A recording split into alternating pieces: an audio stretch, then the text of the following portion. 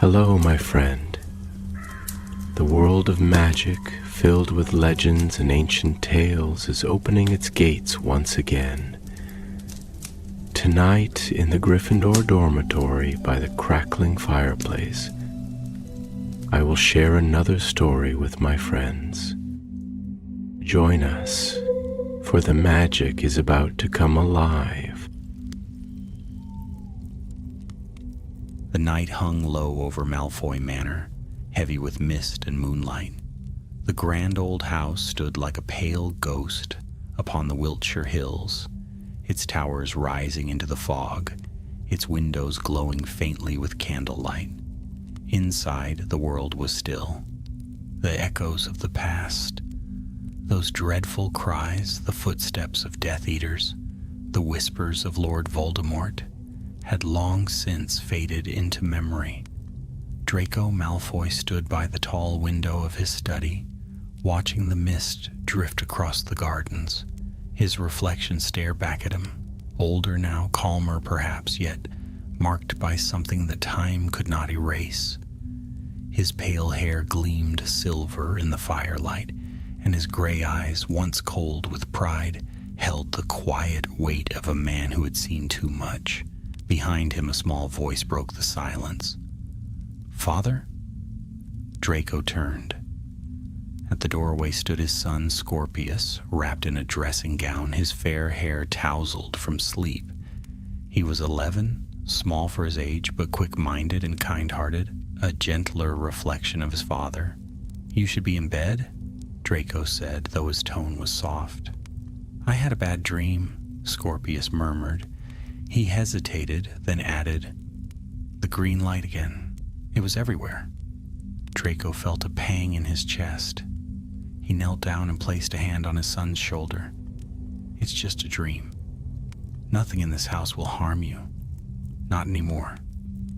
Scorpius nodded, though the worry in his young eyes did not fade. "Did you ever have bad dreams when you were at Hogwarts?" Draco smiled faintly. "More than I can count." He led his son back toward the hallway, his wand casting a soft glow ahead of them. "Go on off to bed. Your mother will be cross if she finds you wandering again." When Scorpius had gone, Draco lingered in the hall. The old portraits of his ancestors watched him with disapproval, their painted eyes sharp and proud. He ignored them and turned toward the library, seeking something to occupy his thoughts. But as he entered, he found an owl tapping at the window pane, its feathers dark with rain. He opened the window and the bird swept inside, shaking droplets onto the carpet. Tied to its leg was a seal stamped with the insignia of the Ministry of Magic. Draco's stomach tightened. He broke the seal and unfolded the parchment. "Department of Mysteries, London urgent notice. Item of sensitive classification reported missing. Prophecy orb registered under the name Draco Lucius Malfoy." Draco's hand trembled. He read the message again, certain he had misread. A prophecy? About him? His mind flashed back to the Hall of Prophecy deep within the Ministry, a place he had seen only once, long ago, when rumors of the Dark Lord's rise had spread like wildfire. Those glass orbs held the most secret truths of the wizarding world, spoken by seers and sealed by ancient spells. No one could touch a prophecy but the person to whom it was made, and one bearing his name had been stolen. He folded the letter, jaw tightening. Astoria would worry, and he did not wish to alarm her. Still, something inside him stirred, a cold, familiar dread he had not felt since his school days. By morning, he had decided he would go to the Ministry himself. London was gray and wet when Draco arrived. The marble halls of the Ministry gleamed under enchanted torches, their gold trim reflecting his pale face as he strode toward the Department of Mysteries. He hadn't been here in years, not since the war. Many wizards still gave him wary looks, though none dared speak their thoughts aloud. At the entrance, a witch with a sharp voice stopped him. "Authorization?" Draco presented the owl's message. Her eyes widened slightly as she read it, then she motioned him through. "They're expecting you, Mr. Malfoy." The corridor beyond was dark and echoing, lined with heavy black doors. The air hummed faintly with magic. As Draco entered the Hall of Prophecy, a shiver passed through him. Thousands of glass orbs stretched into the distance, each faintly glowing. It was quiet, eerily quiet, save for the faint hum of magic and the whisper of his own footsteps. A man in dark robes approached from the shadows. "Mr. Malfoy," he said, "I am unspeakable Harrow." Draco inclined his head. "You said an orb was stolen, one bearing my name." Harrow's expression was unreadable. "Yes, the theft occurred 2 nights ago. The intruder bypassed several enchantments, and the orb shattered as they escaped. However, before it did, we recorded a faint echo of the prophecy." Draco's pulse quickened. "What did it say?" The unspeakable raised a hand, and a thin ribbon of silver mist rose from his wand, forming ghostly words in the air. "The heir of serpents shall rise when the last of the cursed blood repents. Through darkness redeemed, the balance shall be restored or broken forever." The words faded, leaving only silence. Draco stood motionless, the blood draining from his face. Heir of serpents. Cursed blood. The old name for Slytherin came to mind, and a dreadful realization followed. "What does this mean?" Draco asked, though part of him already knew. Harrow hesitated. "We do not interpret prophecies, Mr. Malfoy, but many at the Ministry fear it may refer to your family line." Draco's voice dropped. "My son." Harrow's eyes flickered toward him, uncertain. "We cannot say." Draco turned away, his heart pounding. He'd come seeking answers, but had found only a shadow of something far darker. As he stepped back into the gray London rain, the words of the prophecy echoed in his mind, chilling and relentless. "Through darkness redeemed, the balance shall be restored, or broken forever." And Draco Malfoy knew, deep in his bones, that the past was not finished with him yet. When Draco returned to Malfoy Manor, dawn was only a pale glimmer over the misty fields. The manor's great clock chimed 6 as he stepped inside, shaking the rain from his cloak. The house was quiet, save for the faint rustle of the portraits and the low crackle of a dying fire. Astoria was waiting in the drawing room, sitting upright in a chair, with her dressing gown wrapped tightly around her. Her face was drawn, her eyes shadowed from a sleepless night. "You went to the Ministry," she said, not asking but stating it as fact. Draco set his wand on the mantelpiece. "I had to. I couldn't wait." "You should have told me," Astoria said quietly. "When an owl comes from the Department of Mysteries at midnight, it's never good news." He hesitated. There were things he had promised never to hide from her, but he also knew what worry did to her, how fragile her health had become in recent years. Still, she would not be soothed with half-truths. "They say a prophecy was stolen," he said finally, "one that was made about me."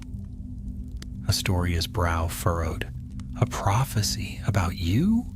Draco, that doesn't make sense." "I thought so too," he admitted, "but it was real, and it mentioned an heir of serpents." The words hung in the air like a curse. Astoria's eyes widened slightly. "You think it refers to Scorpius?" he said. "Yes." Astoria shook her head. No, Draco, that's nonsense. He's a child. He's kind, gentle. He could never..." Draco crossed the room and took her hands. "I know what he is, but the Ministry believes the prophecy speaks of our bloodline. they're right. He paused. If they're right, then someone might come looking for him. Astoria's breath caught. For a moment, she looked like she might collapse. We can't let that happen. We won't, Draco said firmly, not while I still draw breath. But even as he said it, a cold dread settled deeper inside him. He remembered what it was like to be marked by a prophecy, not his own, but another boy's, long ago. Prophecies had a way of twisting fate into cruel shapes. That morning, Scorpius was unusually quiet.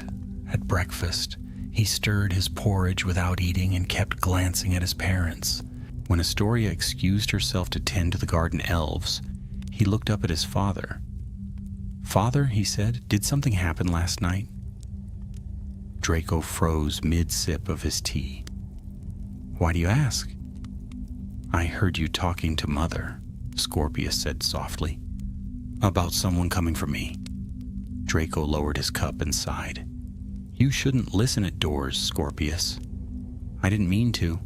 I had the dream again. The one with the green light." Draco felt the old, familiar sting of fear. "Tell me what you saw." Scorpius hesitated as if unsure whether to speak. "There was a shadow. A man in black robes. He said something I couldn't understand, and then there was a snake.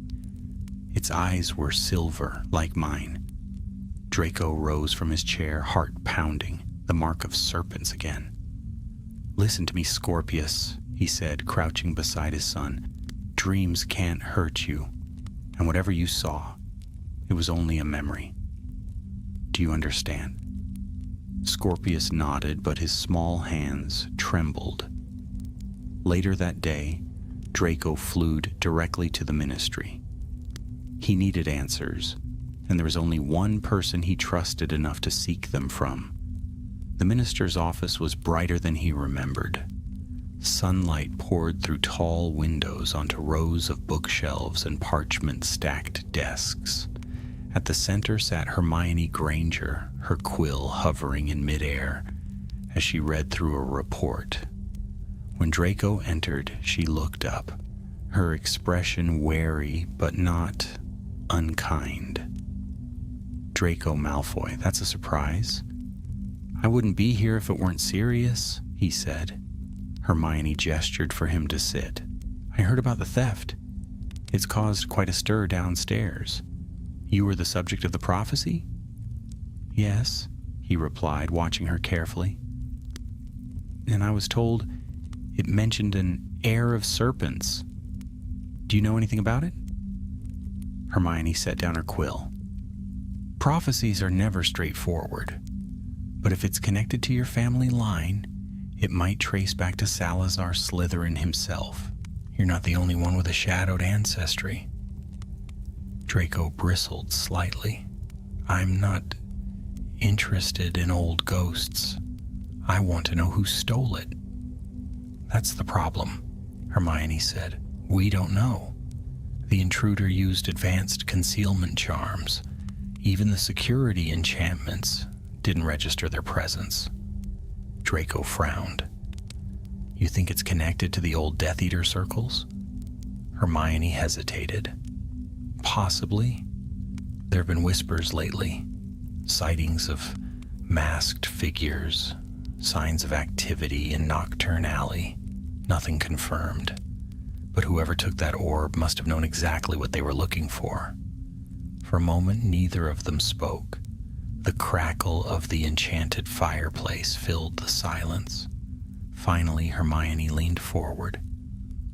"Draco, if your son is involved, even indirectly, you need to keep him close. If the prophecy truly mentions an heir, others might try to interpret it in ways that could put him in danger." Draco's jaw tightened. "He's just a boy." "So was Harry," Hermione said quietly. The words struck harder than he expected. That evening, Draco returned home by Floo, stepping into the drawing room just as the house elf Tippy appeared with a tray of tea. Master Draco, sir, there was a visitor earlier. Draco froze. A visitor? Who? Tippy wrung her hands. Didn't give a name, sir. Left this. She handed him a small roll of parchment sealed with black wax marked by a serpent. Draco broke the seal with a flick of his wand. Inside, the writing was elegant but sharp, slanting across the page like the hiss of a snake. The heir of serpents must not be hidden. The balance demands its champion. When the moon bleeds silver, come to the place where the dark was first undone. No signature, no sender. But Draco knew that symbol. He'd seen it burned into robes, engraved on rings, whispered among the followers of Voldemort long ago. A remnant of the Death Eaters. He stared at the letter for a long time, the firelight dancing in his pale eyes. Astoria entered quietly behind him. Another message? He turned toward her. They know. Who? The ones who still cling to the old ways. They believe Scorpius is the heir of serpents. They want him. Astoria's face went white. Then we have to leave, go abroad. France, perhaps, anywhere. No. Draco's voice was low, calm, but filled with steel. Running won't stop them. They'll only follow. I have to find out what they want and why. Astoria's eyes filled with tears. Please, Draco, don't get drawn back into that world. Not again. He touched her cheek gently. I won't. But I won't let them take our son either. That night, long after the house had gone still, Draco sat alone in his study, the serpent-sealed letter before him. The moon hung pale above the manor, its light spilling across the marble floor like spilled silver. He thought of the prophecy's words again. Through darkness redeemed, the balance shall be restored, or broken forever.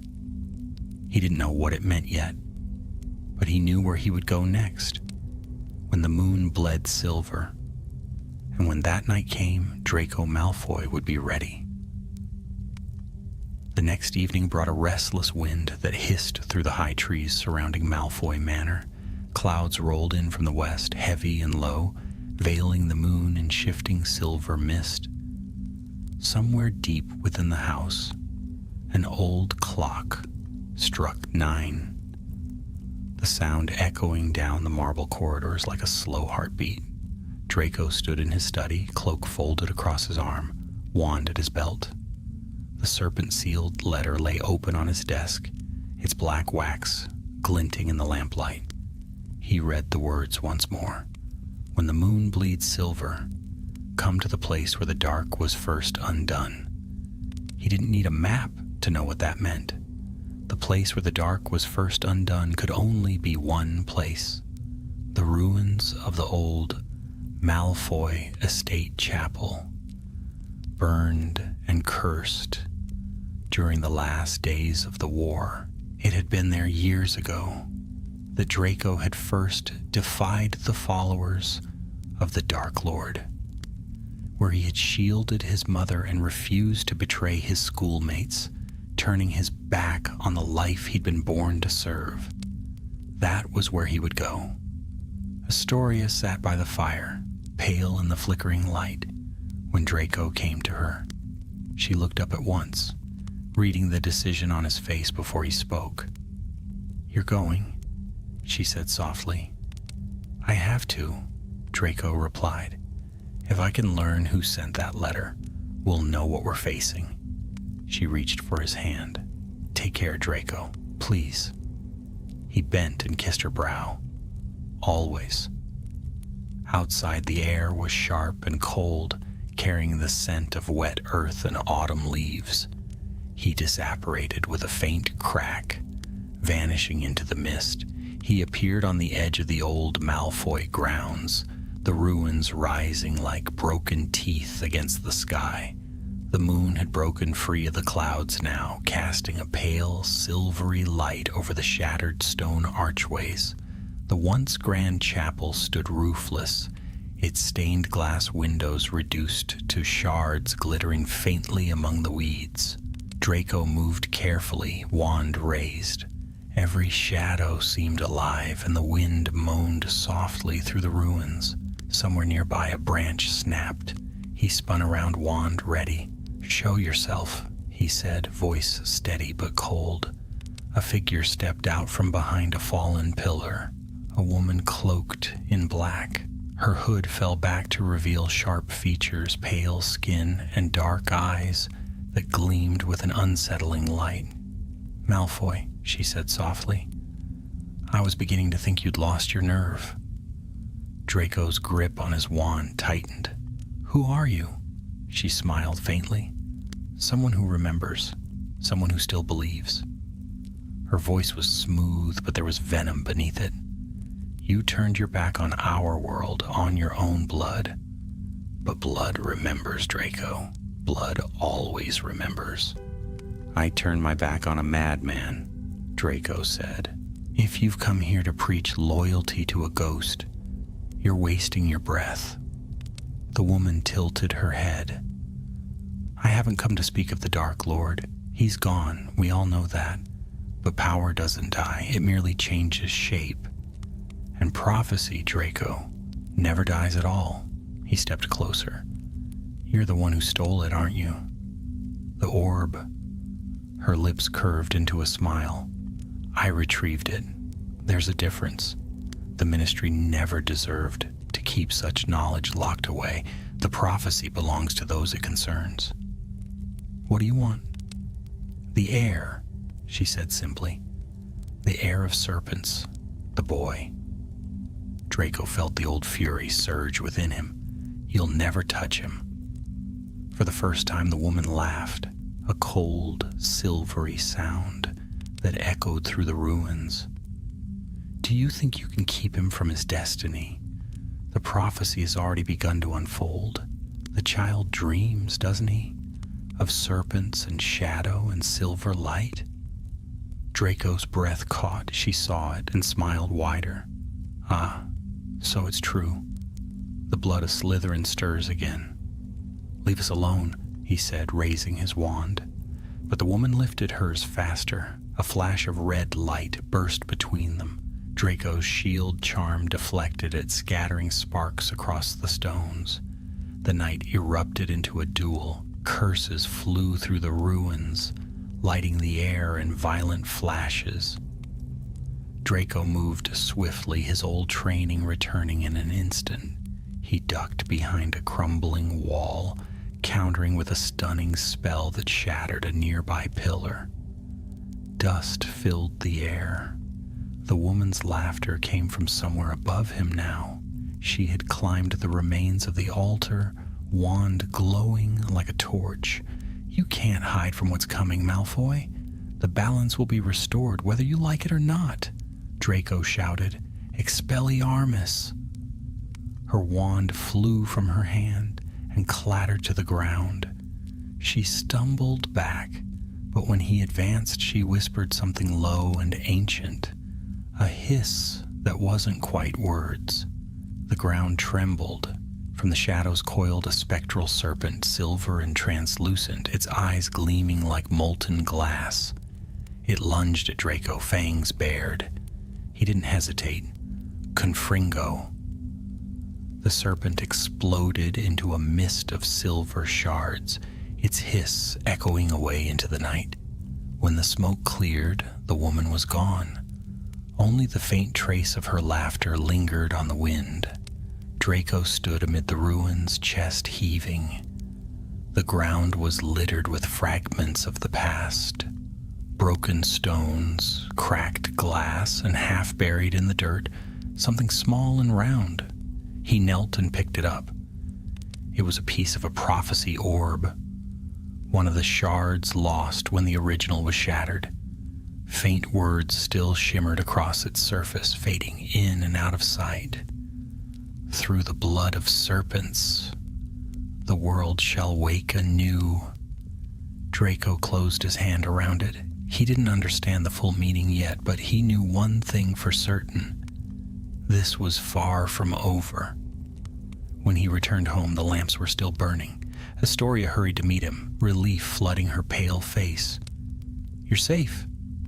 "Mostly," Draco said, setting his cloak aside. "Someone's trying to awaken something. Something old. They believe Scorpius is part of it." Astoria sank into a chair. "Well, what can we do?" "I don't know," he admitted, "but I'm going to find out. I can't fight this alone."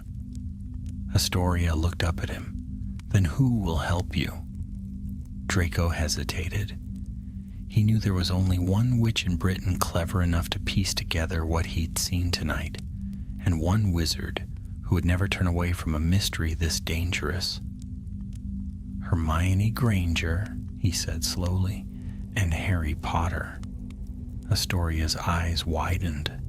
"You think they'll help you?" Draco looked out toward the darkened garden where the wind whispered through the trees. "They will," he said quietly, "because if they don't, the prophecy won't just threaten my son, it might threaten us all."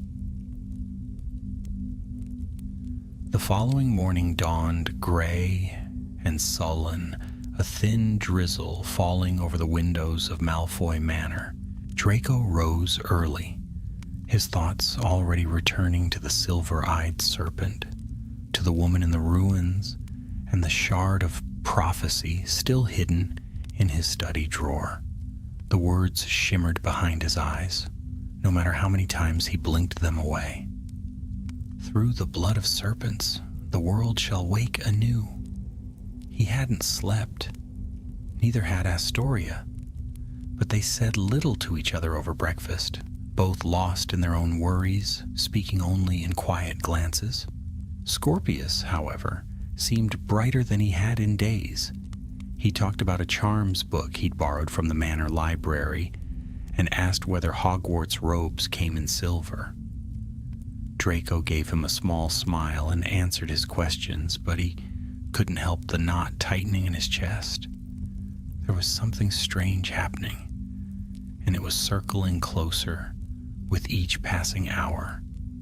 By midday, Draco was standing in the lift at the Ministry of Magic, hands folded behind his back, eyes fixed on the golden grate. It rattled as it descended, passing level after level, until it finally stopped at level 1. The minister's office. Hermione was waiting, already seated at her wide oak desk, a pot of tea steaming gently beside her. "You're back sooner than I expected," she said, glancing up. "Was the meeting with your mysterious letter writer productive?" "She attacked me in the chapel ruins," Draco said plainly, drawing his wand and placing the prophecy shard on the desk. "This was left behind?" Hermione's smile vanished. She took the shard carefully, turning it over in her hand. "Is this one of the pieces from the stolen orb?" Draco confirmed. "It's still active, faint, but enough to read a line." Hermione tapped her wand to the glass. For a moment, nothing happened. Then the shard shimmered faintly, words unfurling in the air above the desk. "Through the blood of serpents, the world shall wake anew. The air, bound in silence, shall break the final seal." They stared at it. "That's not what we saw in the original echo," Hermione said at last. "These are new words, or hidden ones." "Prophecies change?" Draco asked. "No," she said slowly, "but sometimes more of the prophecy is revealed the closer it comes to fulfillment." A silence fell between them, heavy with meaning. Hermione turned the shard over again, then set it carefully on a protective charm circle. "There's something else," Draco said, lowering his voice. "The woman I met, she conjured a serpent made of light, silver, spectral.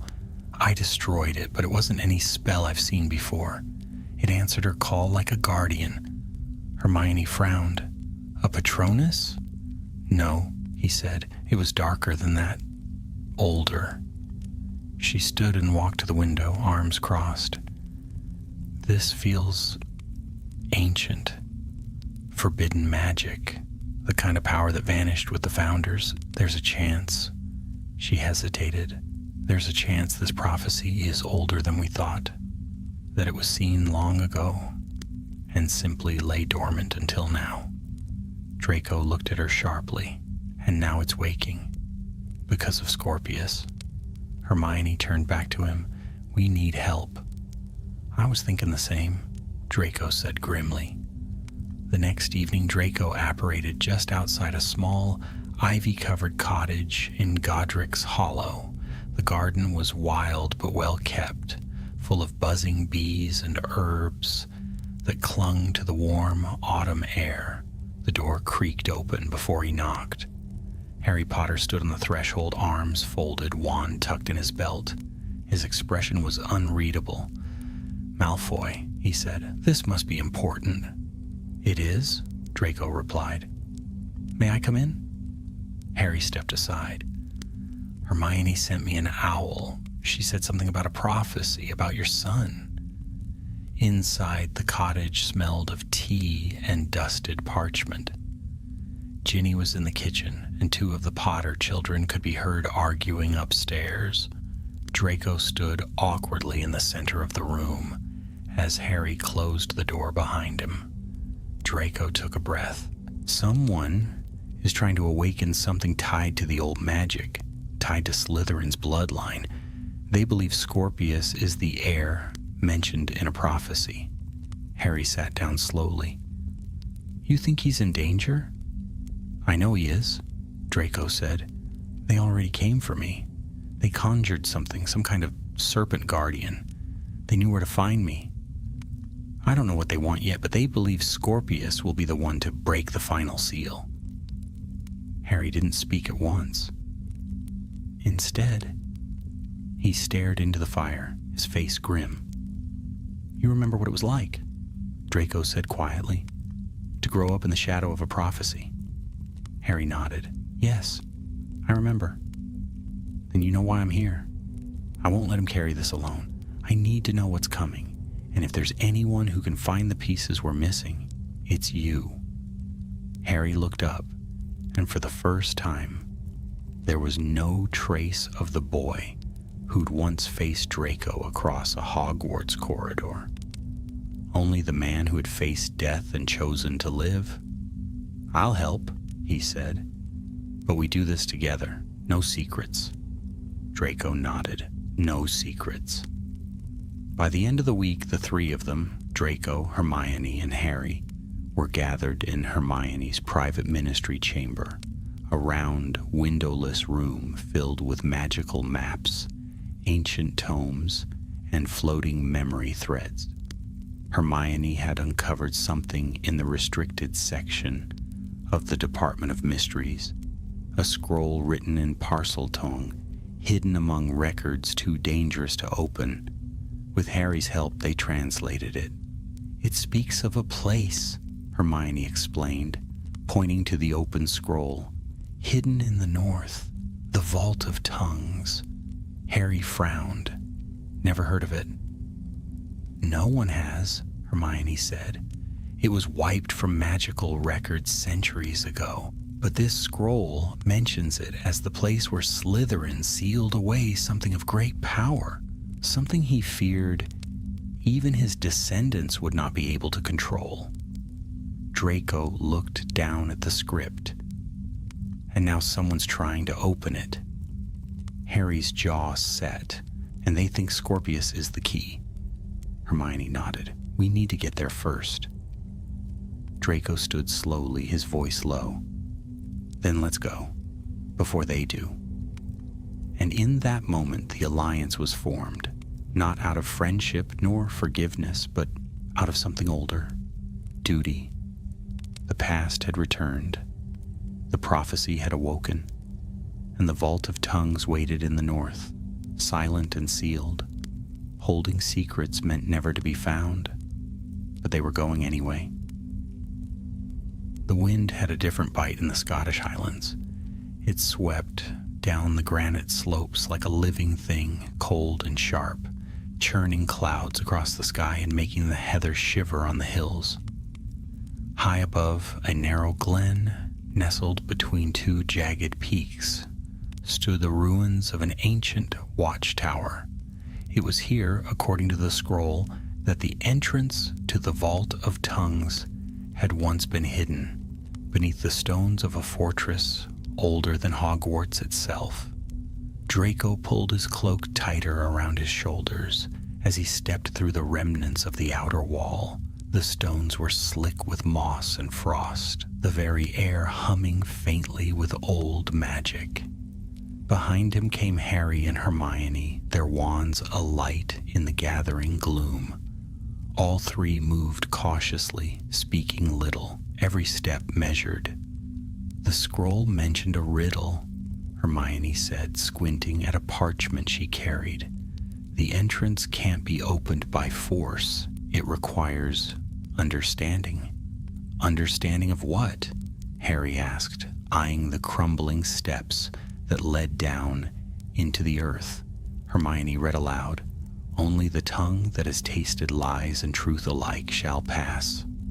The voice of the serpent speaking not in command but in remorse. Draco's expression darkened. "Parseltongue." "Not just that," Hermione said. "It has to be spoken with regret. That's what the text implies." "Regret?" Harry repeated softly. "That's a kind of magic no wand can fake." They descended into the shadows, their footsteps echoing on the ancient stone. The staircase curved into the mountain's heart, narrowing as it went. Cobwebs hung like curtains from the low ceiling, and the smell of damp stone and time itself pressed close around them.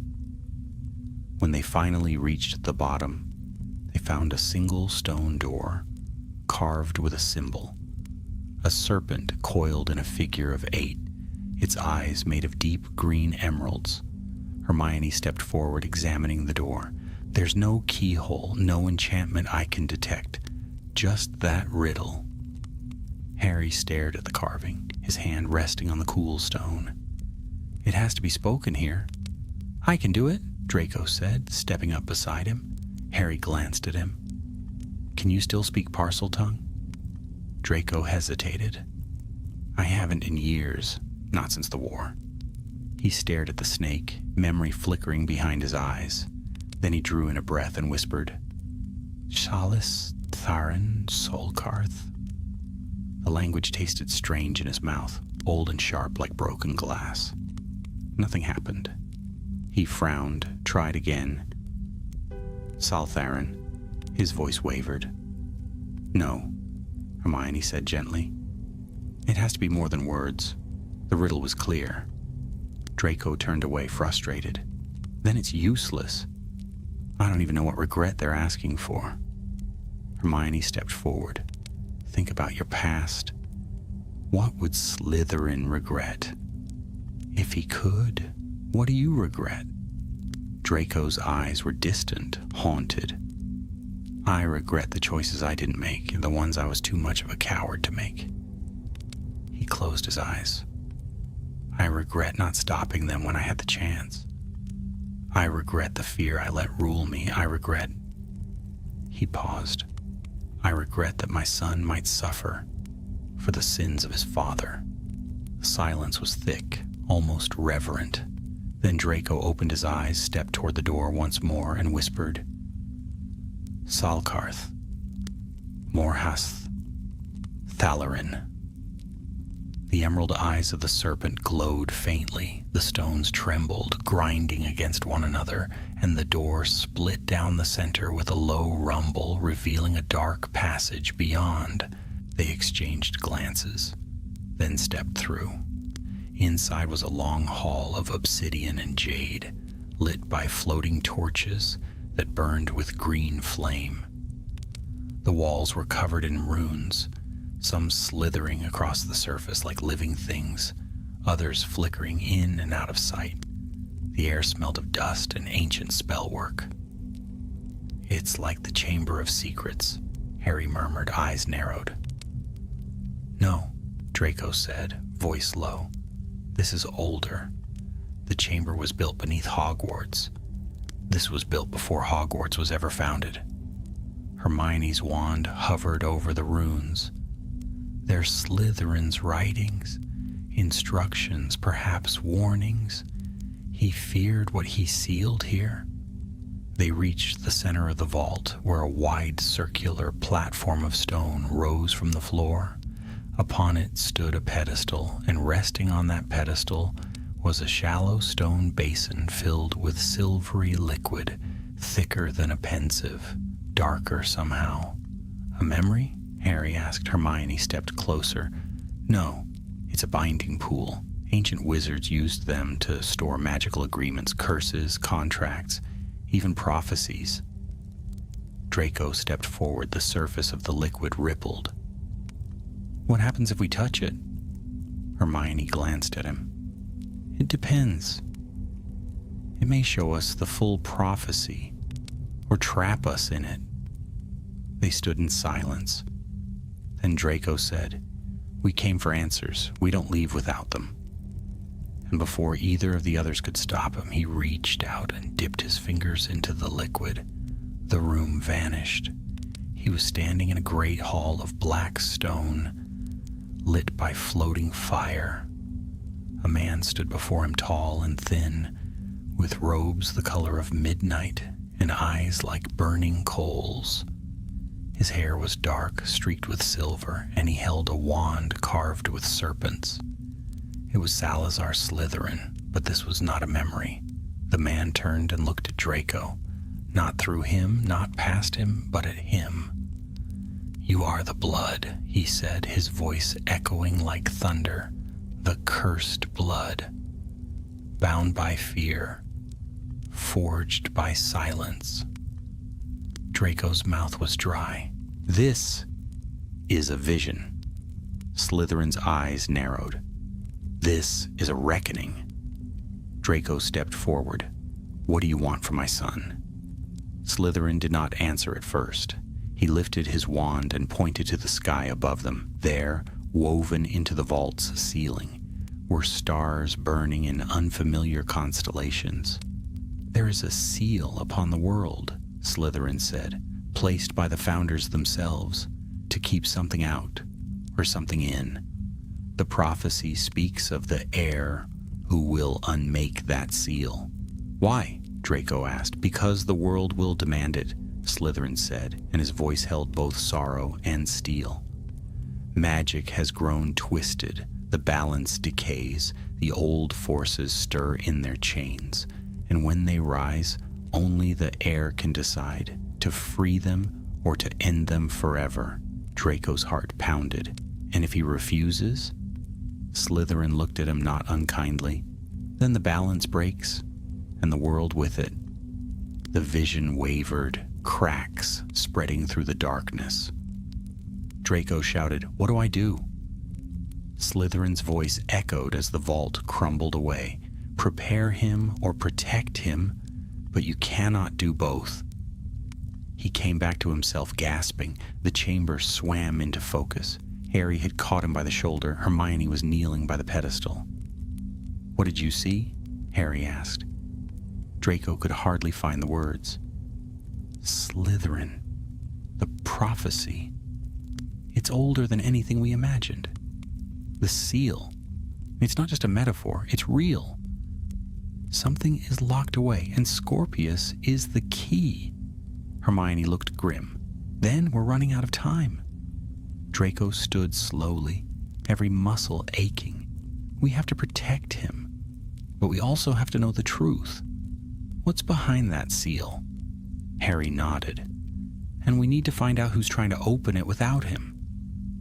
The torches flickered. A cold wind passed through the chamber, though no door had opened. They turned to leave, but none of them spoke. The truth was heavier now, too heavy to share all at once, and far away.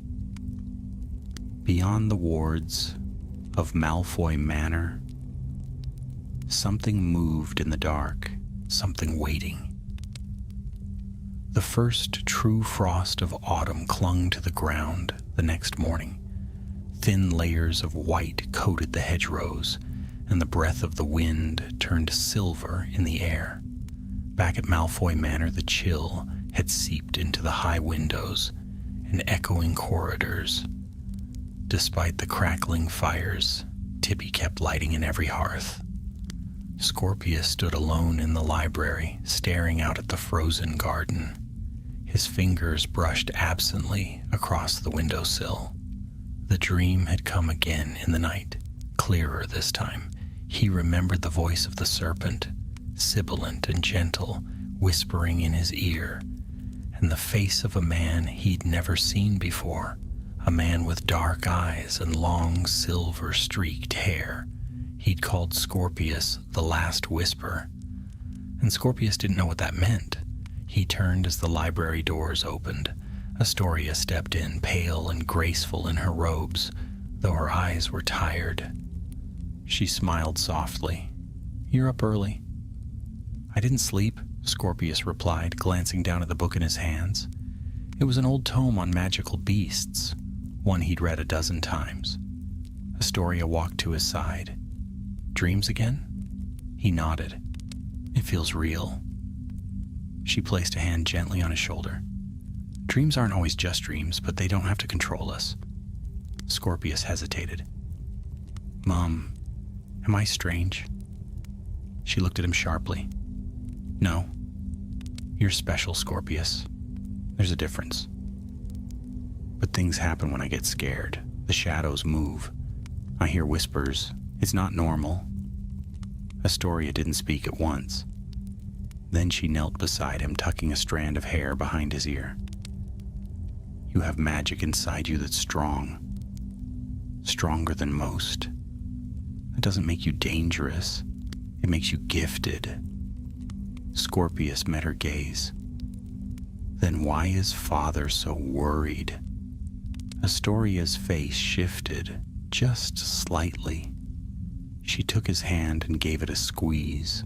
"Because your father knows what it's like to carry something powerful you didn't ask for." Meanwhile in London, the candlelight in Hermione's office flickered as another gust of wind slipped through the enchanted glass. Scrolls, notes, and magical maps littered her desk. At the center sat a drawn diagram of a vast seal made of interlocking rings, each one marked with an ancient rune, many of which had never been deciphered. Harry leaned against the bookshelf, watching as Hermione traced a path between the runes. "There are 7 points of arcane convergence on the seal," she explained. 7 locations that connect to the oldest magical ley lines in Britain. Most of them are already known. Stonehenge, the Forest of Dean, the ruins beneath Lindisfarne. But one was lost. Its markings were erased from magical maps centuries ago. Draco stood at the opposite side of the desk, arms folded. "The last point. That's what they're trying to find." Hermione nodded.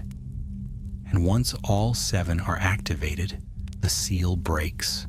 Whatever's behind it will be unleashed." Harry pushed off from the wall. "And Scorpius is the key to opening the 7th. Draco's jaw tightened. "Or to closing it." Hermione turned a page in the scroll.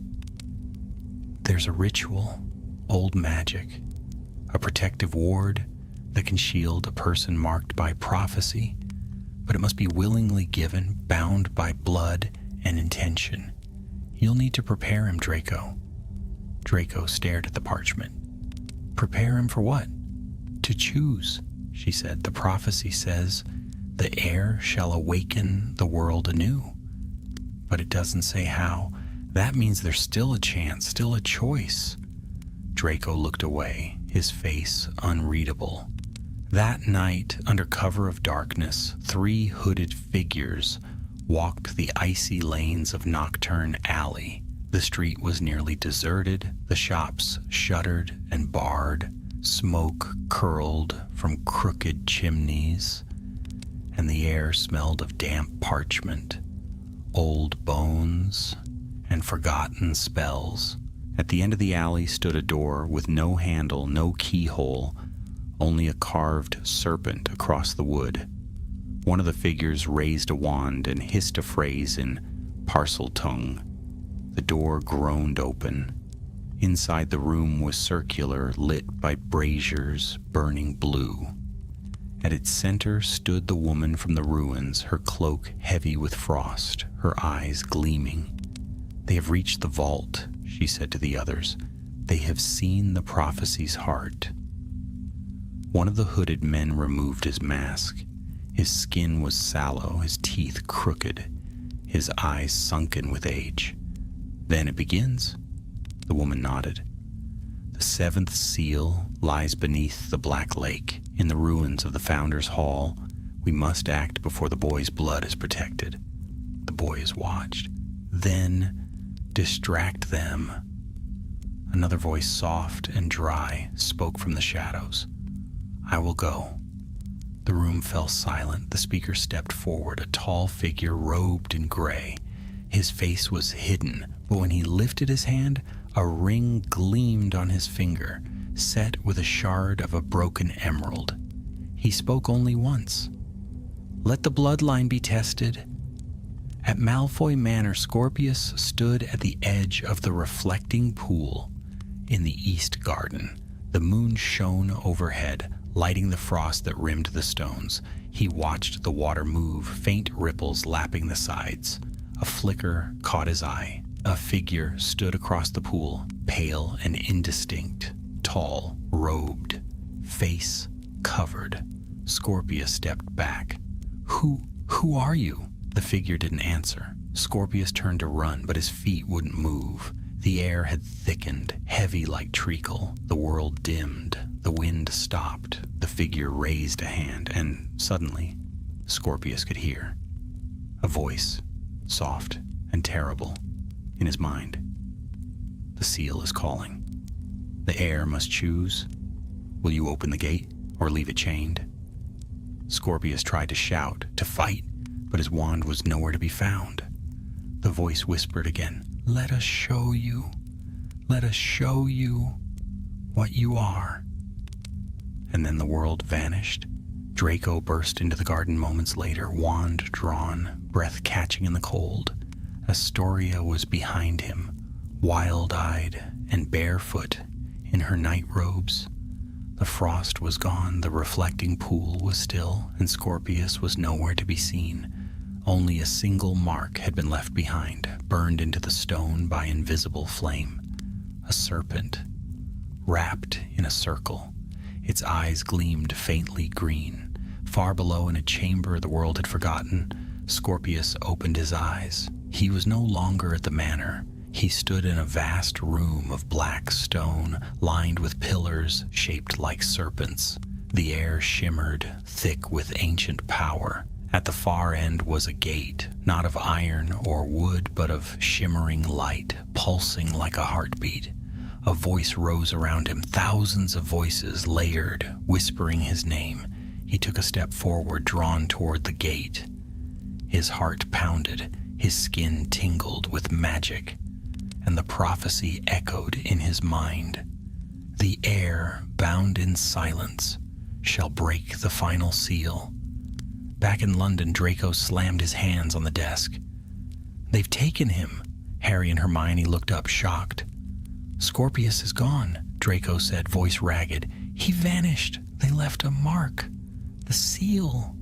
Hermione's face went pale. "They've begun the ritual." Harry's eyes were cold. "Then we end it now." They stood as one. Draco raised his wand. "I'm bringing my son home." The world shimmered around Scorpius like glass caught in a flame. The light of the gate ahead pulsed with every beat of his heart, rippling through the air and casting serpentine shadows along the walls. He could hear the whispers again, low, hissing syllables that slid over each other like scales. It was as though the stone itself were speaking, its voice as old as time. He took a hesitant step forward. The black floor beneath him reflected the light, smooth as water. He could see his own face mirrored there, pale and wide-eyed, his breath fogging in the cold. He did not know where he was, only that it felt alive. Scorpius. The voice was soft, echoing from everywhere and nowhere. It wasn't the same voice as before. It was warmer, more human. "Who's there?" Scorpius called, gripping the edge of his sleeve where his wand should have been. But the air itself answered, rippling as a figure formed before the gate.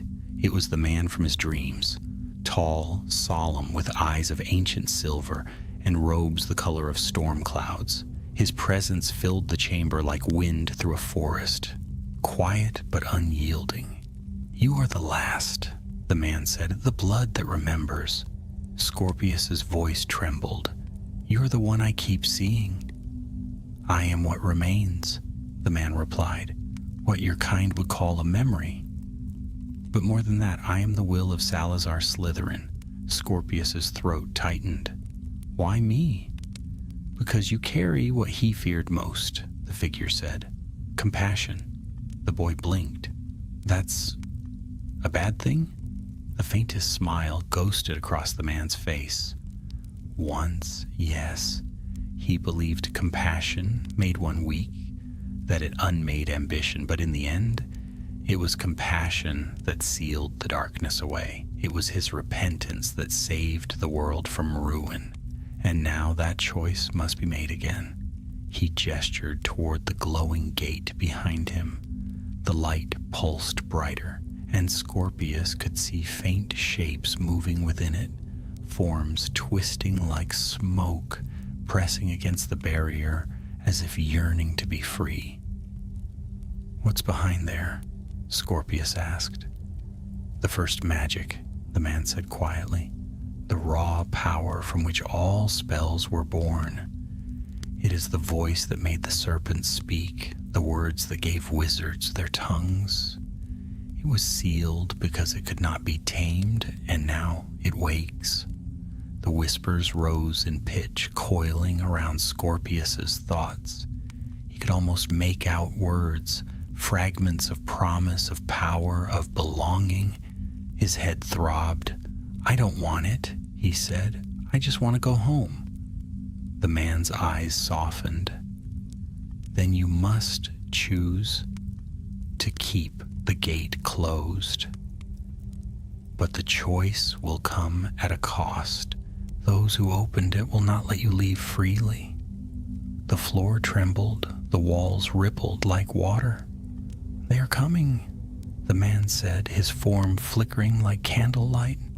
"Remember what you are, Scorpius, not what they wish you to be." The light engulfed him, and then he was gone. At that same moment, far above, the night split open with thunder. Draco and Harry apparated into the grounds of Hogwarts, the ancient castle looming against the storm. Lightning crackled over the turrets, and the black lake below heaved like a restless beast. Hermione followed close behind, rain plastering her hair to her face. "The readings are clear," she shouted over the wind, pointing to the golden instrument in her hand. "The seventh seal is below the lake. They're already performing the ritual." "Then that's where we're going," Draco said grimly. His eyes were fierce, the lines of fear on his face hardened into resolve. Harry cast a charm that illuminated the shoreline. "We'll need to go under. There's an old tunnel, one of the passages the founders themselves used. It'll take us straight to the chamber beneath the lake." Without hesitation, the three of them strode toward the water's edge. The rain beat against their cloaks, and the storm roared above, but they did not slow. Draco raised his wand. "Impervious!" The spell rippled over their clothes, repelling the water as they waded into the lake. The black surface closed over them cold and heavy. For a moment, the world was only darkness and the faint green glow of their wand light. They moved swiftly through the water, guided by Hermione's spell. Strange shapes glided through the depths, pale fish, drifting weeds, and once the shadow of something vast moving far below. At last, they reached a jagged arch of stone carved with serpents. A faint current of air flowed from within. "This is it," Harry said. They entered the tunnel, the water receding as they rose through the ancient passage. When they emerged, it was into a cavern so vast it felt like a world unto itself. The walls gleamed with veins of emerald and obsidian, and at the center of the cavern stood a circle of hooded figures, chanting, wands raised. At their feet, bound in silver light, was Scorpius. "Stop!" Draco's shout echoed through the chamber. The hooded figures turned as one. Their leader stepped forward, the woman Draco had met in the ruins. Her smile was cold and triumphant. "Too late, Malfoy. The air has answered the call. The gate is opening."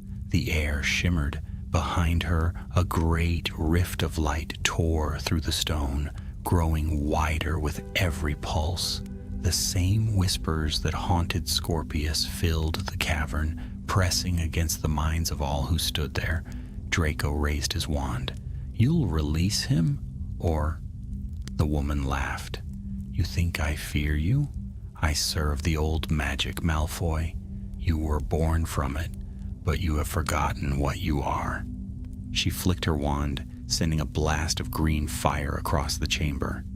Draco countered instantly, sparks exploding where the spells collided.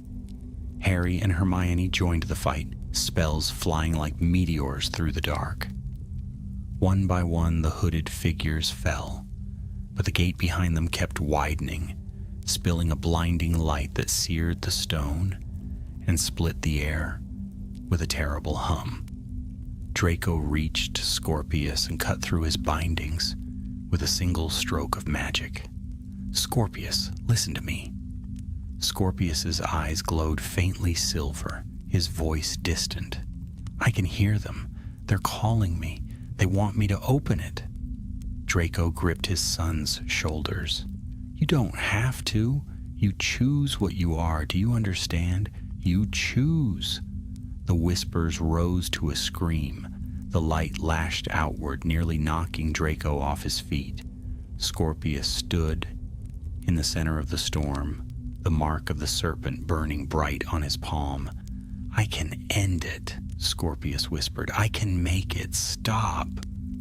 "Scorpius, no," Hermione cried.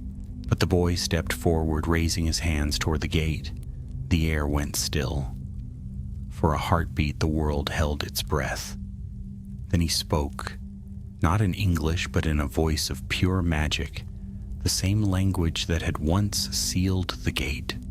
The sound was both a hiss and a song, older than time. The light surged and then collapsed inward with a thunderous roar. When the dust cleared, the gate was gone. The chamber was silent. The hooded figures had vanished. Scorpius lay motionless in his father's arms, pale but breathing. Draco bowed his head, tears lost in the rain dripping from the ceiling.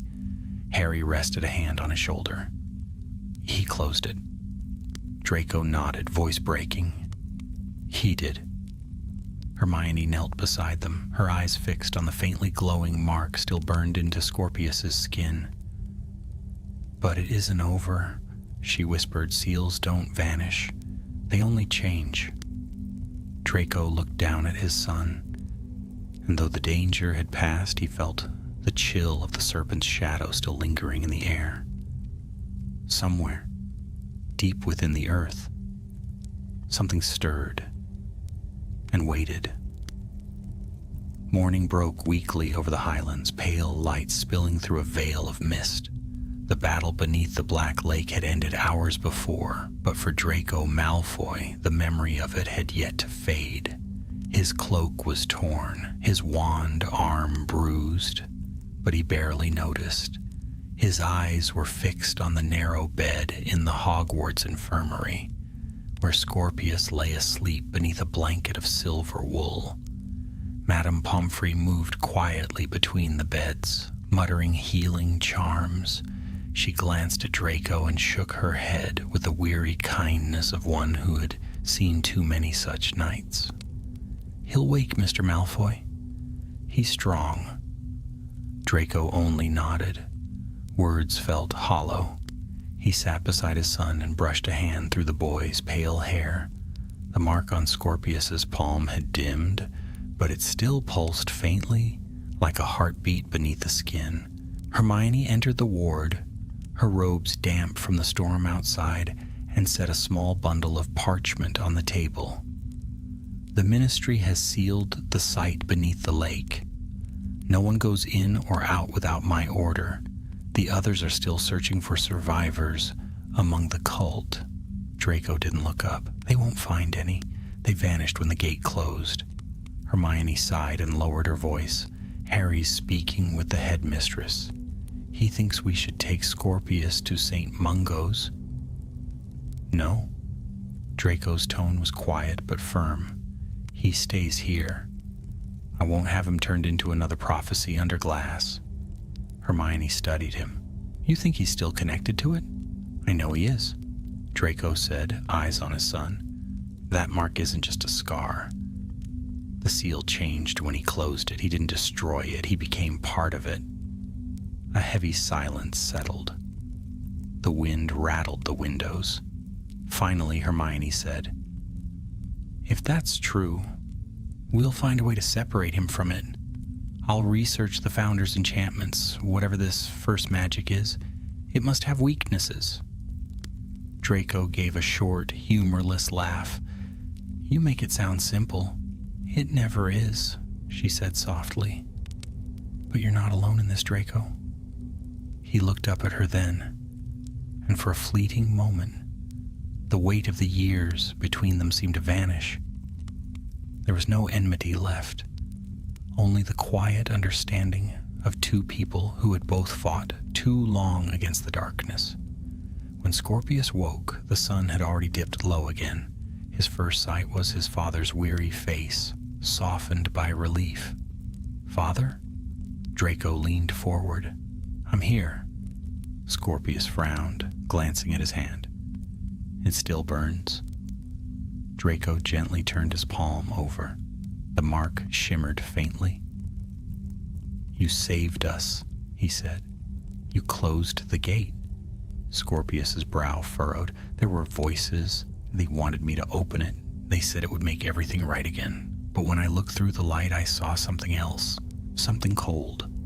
He shuddered, and Draco felt the faint tremor in his fingers. "What did you see?" Draco asked. Scorpius's voice dropped to a whisper. "A shadow with no face. It was waiting for me. It knew my name." Before Draco could respond, the door creaked open and Harry stepped inside, his cloak still damp from the rain. His face was drawn but calm. "He's awake," he said quietly. Scorpius blinked up at him, wide-eyed. "You're Harry Potter." Harry smiled faintly. "Guilty." He walked closer, stopping beside Draco. "You gave us quite a scare, Scorpius. The whole of Hogwarts thought the lake was about to swallow the castle." "I'm sorry," Scorpius said at once. "Don't be," Harry replied. "You did what no one else could. You closed something that should never have been opened." The boy hesitated. "But it's not gone. I can still feel it." Harry's expression darkened. "I know." He looked to Draco. "Hermione thinks the seal bound itself to him, to his magic. Whatever it was keeping back may still be trying to reach him." Draco's hands clenched on the chair. "Then we'll break it." Harry nodded slowly. "Yes. But until we do, he can't stay here. If the cultists return, if they believe he's still the key, Hogwarts won't be safe." Draco stiffened. "You're suggesting—" "Protection," Harry said quickly. "A guarded place. We can hide him just as we once hid others. There are safe houses the Ministry doesn't even list in its own records." Draco looked from Harry to Scorpius, torn. He's just a child. He deserves a home, not a prison. I'm not afraid, Scorpius said suddenly. Both men turned to him. The boy sat up a little straighter, though his face was pale. If there's something inside me that can hurt people, I want to stop it. I want to help. The words struck Draco silent. For a moment he saw not the frightened boy from the manor, but a reflection of someone else, a bravery he'd never taught him. Finally, Draco nodded. Then we do this on our terms, not the ministry's. Harry gave a small smile. Now that sounds like the Malfoy. I remember. 3 nights later, they left Hogwarts under cover of darkness. The moon hung thin and white above the forbidden forest, and mist curled around their boots as they moved toward the edge of the grounds. A charm of silence cloaked their steps. At the forest's border, Hermione waited with a small, rune-marked chest and a sheaf of parchment. "This will mask your magical signature," she said, pressing the chest into Draco's hands. "The enchantment lasts 3 days. After that, you'll need to reset it somewhere new." Draco nodded. "Where do we go first?" Harry stepped forward, his wand glowing faintly. "North. There's a cottage on the cliffs near Inverness. It's untraceable.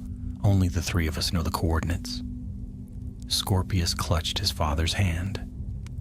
"Will Mother come?" Draco hesitated. "Soon," he promised.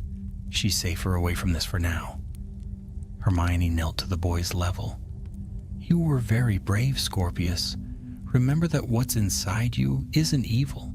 It's power, and power can be guided." Scorpius nodded solemnly. Then with a crack of displaced air, the 3 Malfoys vanished into the night. The cottage stood alone on the windswept cliffs, looking out over the restless sea. Its windows glowed faintly against the storm-dark sky, and the air smelled of salt and heather. Inside, a single fire burned in the hearth. Draco paced before it while Scorpius dozed on the sofa. Every gust of wind made the floorboards creak. Each flicker of shadow reminded him of the chamber beneath the lake. He stopped when he noticed movement in the corner, a faint shimmer of light, green serpentine, coiling briefly along the wall before vanishing. He drew his wand instantly. "Who's there?" The answer came not in words, but in a whisper that slid through the air like silk. "The seal lives. The air breathes. The world stirs anew." The fire guttered, almost extinguished. Draco's breath caught. "Show yourself!" But there was only silence and the faint hiss of the wind through the cracks in the door. He turned back to the fire, heart pounding. Scorpius stirred in his sleep, murmuring something Draco could barely hear. "Father," he whispered, "it's not gone. It's waiting." Draco sat beside him, one hand gripping his wand, the other holding his son's trembling fingers. He stared into the dying fire, the glow flickering across his face. And outside over the dark sea, lightning split the clouds. Far below the earth, in a place where light had never reached, something ancient answered. The prophecy was not finished. Not yet. The wind howled around the cliffside cottage, its voice rising and falling like a chorus of distant spirits. Draco Malfoy sat before the hearth, staring into the flames. The firelight caught the silver threads in his hair and turned his pale eyes to molten steel. For the first time in years, he felt the cold taste of fear that had once haunted his youth. A fear not of darkness itself, but of its patience. Scorpius slept fitfully in the small room beyond, murmuring in his dreams. Draco had cast protective charms over every window, every door, every inch of the walls, but still the sense of watching eyes remained. The house creaked with each gust of wind, and beneath it came faint whispers like voices trapped in the stones.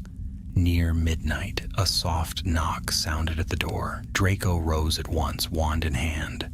No one should have been able to find them. He moved silently to the threshold and whispered, "Hominum revelio." A single glow appeared beyond the door, human, familiar. Draco opened it just enough to see the face beyond the rain. "Potter!" Harry stepped inside, dripping wet and mud-splattered, his wand drawn. "You didn't answer my owl. I had to make sure you were still alive." Draco shut the door behind him. "The wards should have turned your owl away. How did you get through?" Harry gave a faint smile. "Hermione's spell work. You didn't really think I'd trust your protection charms, did you?" Draco snorted and motioned toward the fire. "You've come this far. Sit before you freeze solid." Harry shed his cloak and dropped into the armchair opposite. For a few moments, neither spoke. The fire crackled softly, throwing shifting shadows on the walls. Finally, Harry said, "I've been to the ruins beneath the lake. The magic there is different now. It's not dead, it's changing. Whatever your son did, it didn't destroy the seal. It bound itself to him." Draco's jaw tightened.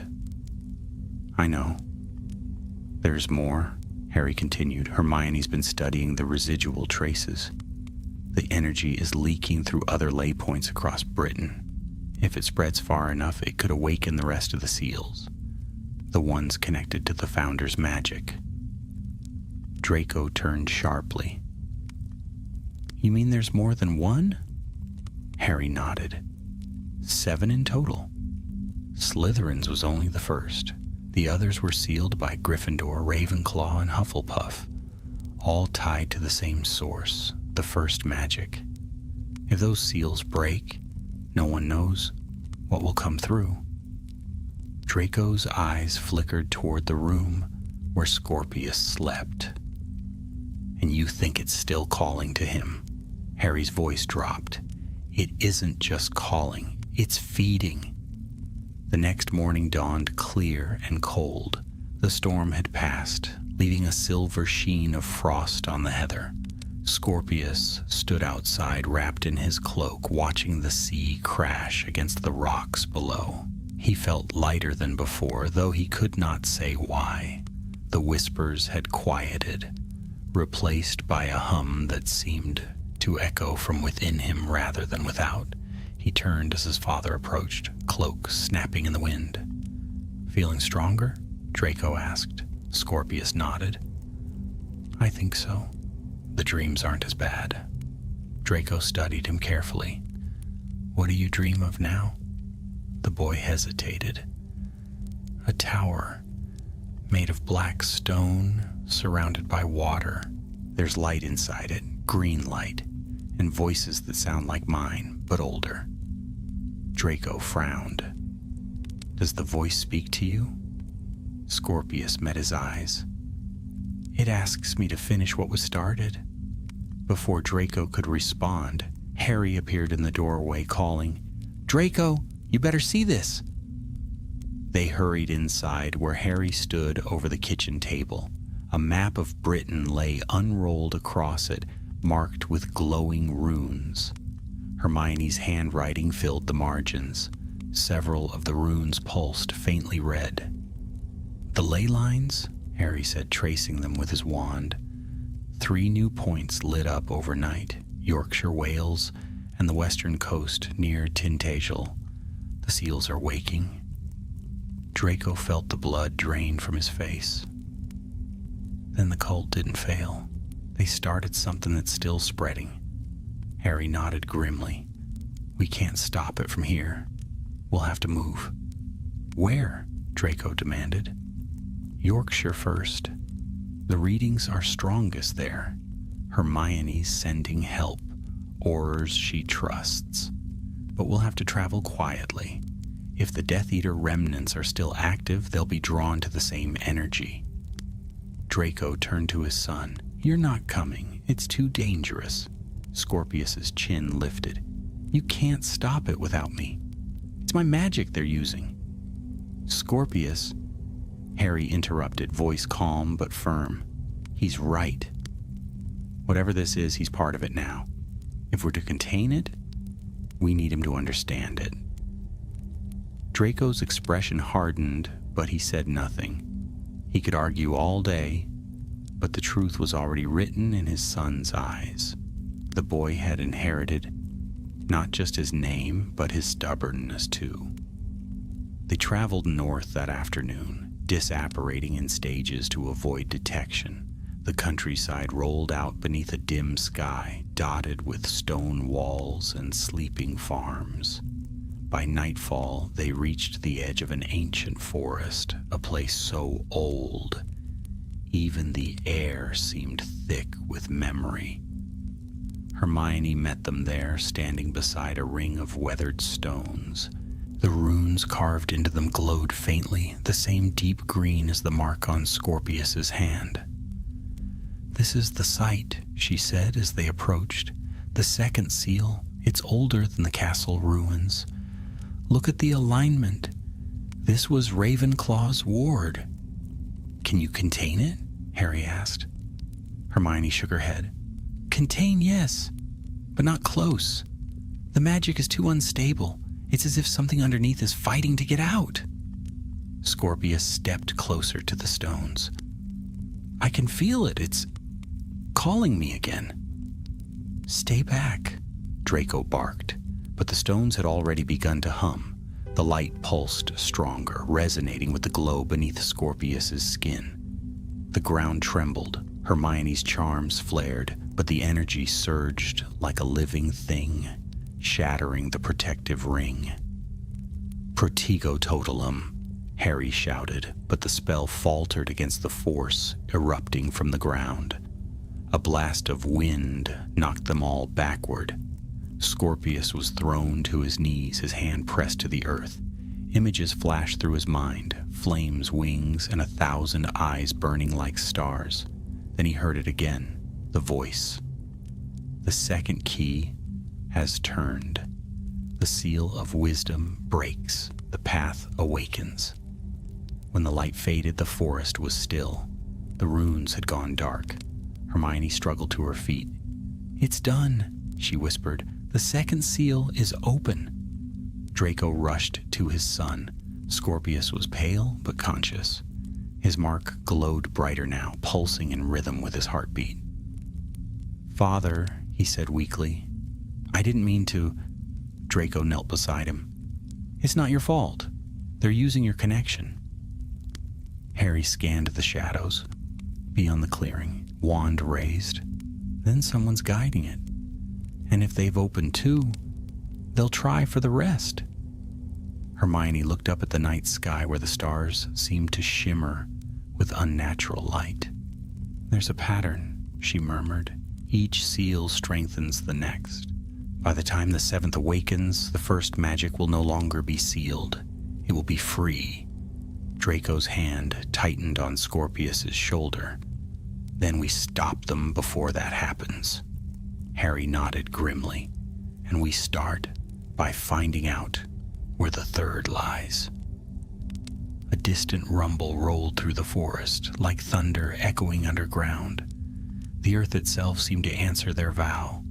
Somewhere far beyond the mortal world, the ancient power stirred again, aware now of the ones who sought to chain it, and it did not like being chained. Night had deepened over the forest, swallowing the remnants of daylight until only the faint gleam of wands pierced the dark. A cold wind whispered through the trees, carrying the scent of rain and distant thunder. The four of them, Draco, Harry, Hermione, and Scorpius, stood in a clearing that had once held Ravenclaw's seal, the stones now cracked and dim. The silence was uneasy. Even the forest creatures seemed to have fled. Hermione crouched near the ground, her wand glowing pale blue as she traced the burned edges of the rune circle. The energy released here, it's still active, but unstable. Harry looked toward the north. We can't stay long. The magic will draw attention. It already has, Draco said, scanning the shadows. We're not alone. The words were barely spoken when a rustling came from the trees. Shapes moved between the trunks. Figures cloaked and hooded, their wands glinting faintly in the dark. There were a dozen of them, maybe more, spreading out in a semicircle. One stepped forward, her voice soft and mocking. You run from destiny, Malfoy, but you can't hide from it. Draco knew that voice, the woman from the ruins. Her face was hidden, but he could hear the smirk behind every word. You should have stayed in the shadows, where you belong, Draco said, wand raised. She laughed quietly. The shadows are where all things begin. Harry moved to stand beside Draco, his own wand drawn. You'll find this ground well defended. The woman's voice turned sharp. Do you think I came for you, Potter? No. The boy is all that matters. He carries what was promised to us, the blood and the key. At the word key, Scorpius flinched. He could feel the mark on his palm burning again as though reacting to her words. Draco stepped in front of him. You'll touch him over my dead body. That can be arranged, she hissed and raised her wand. The forest erupted with light. Curses flashed like lightning through the trees, spells colliding midair with thunderous cracks. Harry's shield charm deflected a jet of green fire, while Hermione sent a shockwave rippling through the ground that threw two of the attackers backward. Draco moved with deadly precision, every motion a memory of battles long buried. His spell work was silent and swift. Stupefy, Expulso, Protego Maxima, his wand flashing silver in the dark. But the cultists were relentless. Their magic was strange, old, woven with serpentine hissing that made the air hum. One of them caught Harry across the shoulder with a hex that burned like acid. He staggered, clutching the wound. Hermione threw a counter curse that sent the attacker crashing into a tree. Scorpius ducked behind a fallen log, heart pounding. He could feel the same power inside him, stirring, pulsing, wanting to be used. He whispered, "Finite incantatum," and a nearby curse shattered harmlessly against a root. The mark on his hand flared brighter. Draco saw it and shouted, "Don't use it!" But the choice was gone. Another hex tore through the air toward them. An instinct, raw, desperate instinct, rose within Scorpius. He thrust out his hand. The world went white. A shockwave exploded outward, knocking friend and foe alike to the ground. Trees bent under the force, leaves scattering like embers in a storm. The cloaked figures screamed as the light consumed them. And when it faded, they were gone. Nothing but scorched earth where they had stood. The silence that followed was absolute. Harry groaned and pushed himself upright, brushing ash from his cloak. Hermione staggered to her feet, eyes wide. Draco turned slowly toward his son. Scorpius was kneeling, trembling, the mark on his palm glowing like molten metal. "What did you do?" Draco whispered. I didn't mean to," Scorpius said, voice breaking. "It just happened." Hermione stepped closer, her face pale. "That wasn't wand magic, that was pure first magic." Harry looked grim. "He's drawing it directly from the seals." Draco knelt beside his son, gripping his shoulders. "You listen to me, Scorpius. Whatever that was, it's dangerous. It nearly destroyed everything." Scorpius looked up at him, tears streaking his face. I was just trying to stop them. Draco's anger softened, replaced by fear. I know, but that power isn't meant to be used. It's meant to be contained. Hermione's wand hovered above the boy's hand, scanning the mark. The glow flickered faintly under her magic. It's spreading, she murmured. Whatever this connection is, it's deepening. If all the seals open, it won't just consume him, it'll consume everything. Harry sheathed his wand and said quietly, "Then we find the next seal before they do." Draco stood, his expression grim. "And if opening them is the only way to stop this?" Hermione met his eyes. "Then we'll have to risk it." They left the forest before dawn. Mist clung to the trees like smoke, and the air carried the scent of burned magic. As they walked, Scorpius lagged behind, his thoughts a whirl of fear and guilt. He could still hear the echo of the woman's words in his mind, the blood and the key. He glanced down at his hand. The mark had faded to a faint silver outline, but he could feel it throbbing with each heartbeat. The power within him wasn't gone. It was waiting. At the edge of the forest, they stopped. Beyond lay rolling hills and the dark silhouette of distant mountains. Hermione held up the parchment map, its runes now shifting with faint blue light. The third seal is moving. It's no longer fixed, it's traveling. Harry frowned. Traveling? How? Hermione tapped the parchment. The magic is being carried. Someone or something has taken the seal itself. Draco's eyes narrowed. A vessel. Yes, she said, and if they're moving it, they're preparing for the convergence. When the seventh seal aligns, all of them will open together. Scorpius whispered, "And what happens then?" Hermione folded the map slowly. The first magic will return to the world, unbound, untamed. A long silence followed. The waves crashed faintly against the distant cliffs. Harry looked at Draco. "We'll need help. Trusted witches and wizards? Ones who won't ask too many questions." Draco nodded. "I know a few. People who owe me favors." Hermione's gaze softened. "Then we move fast. The cult will strike again soon. The storm isn't over." Draco looked down at his son, who met his gaze with quiet determination. Despite everything, there was strength there, a light that even the darkness couldn't smother. He placed a hand on Scorpius's shoulder. "Whatever happens, we face it together." The boy nodded. Together. Above them, the clouds gathered again, heavy and green-tinged, like the calm before a lightning strike.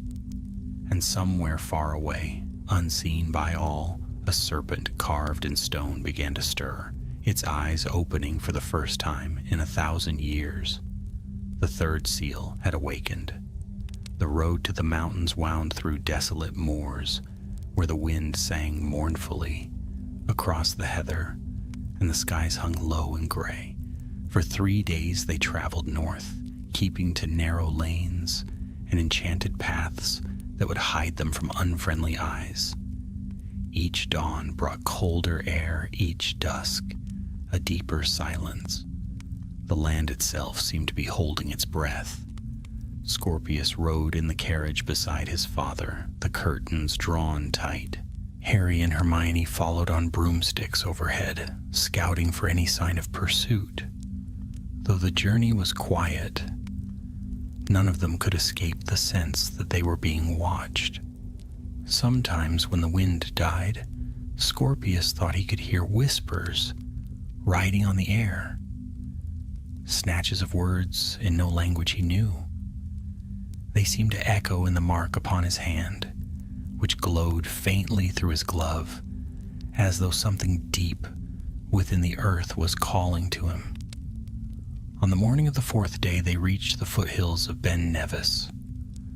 Snow lay in thin, unbroken sheets along the slopes, glittering beneath a weak sun. The peaks rose high into cloud, the shadows of eagles crossing them like ghosts.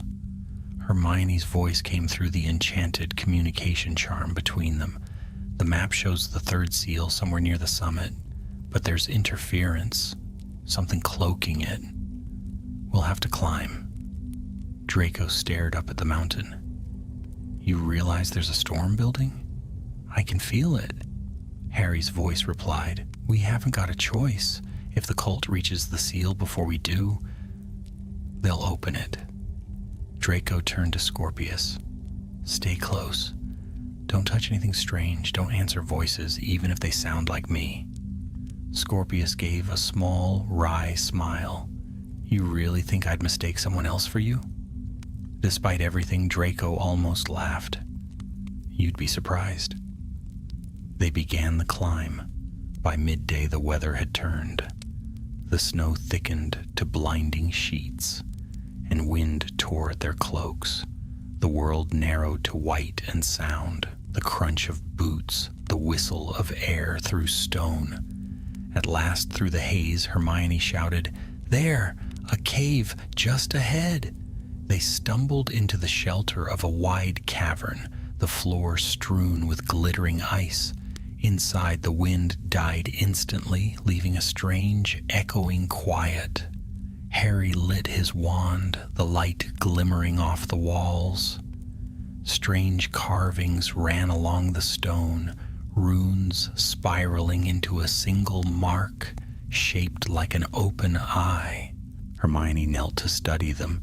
These aren't Ravenclaws. They're older, pre-Founder's magic by the look of it. Draco scanned the chamber, unease prickling his skin. You think the seal is here? Before Hermione could answer, Scorpius stepped forward. His hand was trembling, the mark on his palm shining through his glove. It's behind the wall, he whispered. I can feel it. The stone before him shimmered faintly, as though responding to his voice. Harry and Draco exchanged wary looks. Don't touch it, Draco said, but it was too late. Scorpius pressed his hand to the rock. The mountain shuddered. A deep rumble rolled through the earth, and cracks of pale light shot across the cavern walls. The air grew hot, then cold as the stone peeled away like paper, revealing a vast circular chamber beyond, its walls carved with serpents and stars. At its center stood a pedestal of black stone upon which rested a sphere of pure white light, beating slowly like a heart. The third seal, Hermione breathed. Harry raised his wand. Be ready, they'll be here soon. But as they stepped into the chamber, a ripple passed through the air. The light on the pedestal flared, and the room filled with a sound like whispered laughter. From the shadows emerged the woman again, the leader of the cult. Her black robes tattered from their last encounter, her eyes burning with wild triumph. I told you, Malfoy, she said, voice echoing around the chamber. You can't fight prophecy. Draco moved to shield his son. You'll not touch him. She smiled. I don't need to. He'll open it for me. Scorpius shook his head. No.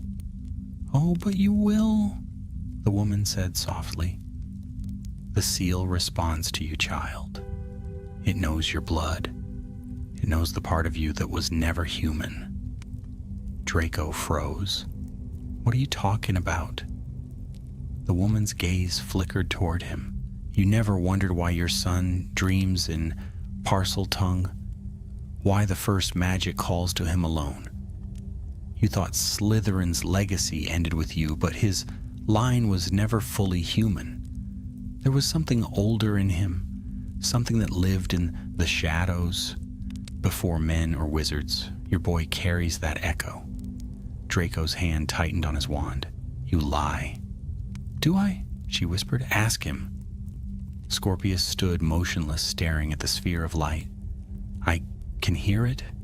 It's not just magic, it's alive. The woman stretched out her arms. Then open it, heir of serpents. Let the world remember what it forgot. The mark on Scorpius's hand flared, white fire spilling across his skin. The sphere's glow pulsed in answer. The air trembled with power. "Scorpius, look at me," Draco shouted. "You're stronger than it. You're my son, not its weapon." Harry and Hermione joined their voices, spells ready, but the woman's laughter drowned them out. The light burst outward, blinding. Draco lunged forward, grabbing Scorpius's arm. The contact seared his flesh, but he held on. "Fight it!" he cried. "You choose who you are." Something shifted. The glow wavered, flickering between silver and gold. The serpent carvings writhed along the walls, hissing in ancient tongues. Then Scorpius screamed, and the sphere shattered. A shock wave tore through the mountain, collapsing the outer walls.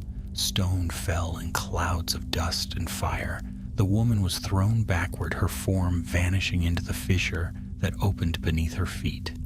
When the dust settled, the light was gone. Draco coughed, searching through the debris. "Scorpius," a faint voice answered. "I'm here." He found the boy half buried under a fallen beam, shaken but alive.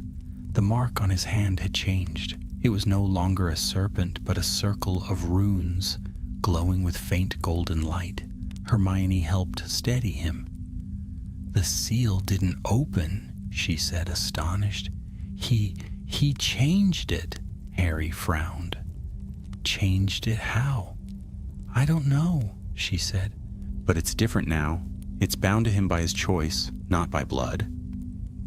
Draco exhaled. Relief and fear mingled in his chest. "Then it's done?" Hermione shook her head slowly. "Not yet. 3 seals remain.